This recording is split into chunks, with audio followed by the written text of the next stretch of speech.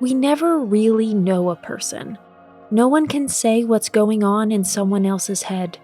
Negative surprises and unpleasant incidents are therefore bound to happen in social interactions. Some people are better at hiding their true intentions than others. Like split personalities, they show the appropriate face at the appropriate hour. There are many talented actors among us. The greater their ambitions, the tougher the methods with which they fight. Pretending to be friendly and nice is just one of them. We'll show you how to recognize such busy personalities who have two faces in today's video. If you like our videos, feel free to support us with a thumbs up, subscribe to Psychology in Mind, activate the little bell, and stay tuned for the videos we upload for you daily.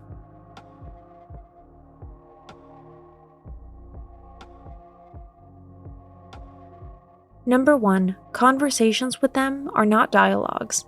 When talking to people who seem friendly, see if you can get a word in edgewise.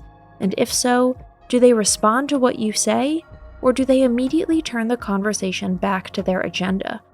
People with ulterior motives can't help but devote every moment of their lives to this agenda. They use every opportunity to rally their troops and gain some advantage for themselves. They have not really mastered the art of good conversation. Small talk quickly becomes too tedious for them, as it keeps them from achieving their goals. It also requires a minimum of politeness and manners, and both are often completely foreign to manipulative individuals. Feel free to let your gut decide whether such people are genuinely interested in talking to you, or whether your conversation should go in the particular direction that they are taking it. Number 2. They sever clearly packaged insults. A friendly smile can sometimes be a disguised snarl. We don't have to weigh every comment with the gold scale that is imposed on our perception. But if compliments sound rather dubious, and praise and recognition sound too much like a closed workshop, we should be skeptical. Toxic characters know very well how to insult us by constructing a friendly word shell around it, or they contradict the compliment by immediately invalidating it. Examples: congratulations on the new job, now you just have to prove yourself. Or, you look good, I didn't think you had that kind of discipline. You can see what these comments are aimed at. Stage 1 is meant to lull us into a sense of security. Step 2 is to quickly bring us back down to earth. Number 3, they pressure you. Truly warm and well-meaning people let us stay as we are. They always follow the motto, live and let live, and would never push their peers in a certain direction. It is different with people who only pretend to be nice. They quickly drop their mask as soon as we get in the way of their plans. Regrettably, their motto is, if you're not for me, you're against me. This development is likely to be a gradual one. They only lose their temper if they feel they are in serious trouble. Their tactics tend to be friendly ultimatums and passive-aggressive psychological terror. These characters rarely truly lose their temper. They know that their cover as a nice person would be history. Number 4. Facial expressions, gestures, and choice of words do not match. Thank God there are very few people in the world who can truly lie convincingly and mislead those around them. Except for a few sociopaths, we always betray ourselves when we drift from the path of truth. Yet it is not our words at all that convict us. Our body, the old chatterbox, throws a spanner in the works here. In real life, this disproportion simply looks strange. What is said doesn't quite match the body language. The person who is trying to give us an X for a U here seems more like a remote-controlled person or a talking doll whose motor skills are slightly delayed in trying to keep up with the words that leave its mouth. We probably can't really interpret what is strange about these people, but our unmistakable gut feeling and all our instincts tell us to be on guard. Number 5. You feel uncomfortable in their presence. Every encounter with people triggers feelings in us. There is no other way.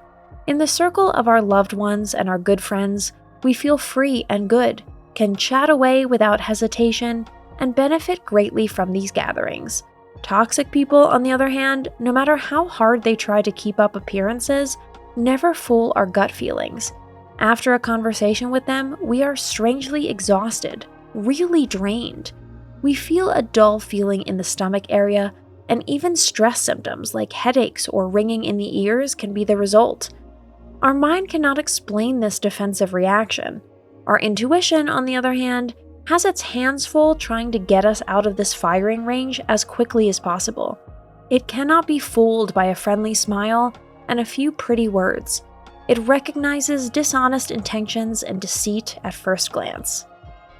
Number 6. Their requests sound like demands. Their charade costs seemingly nice people a lot of energy. Constantly having to pretend to be a friendly and charming person when it looks completely different on the inside is no easy undertaking, and certainly not in the long term.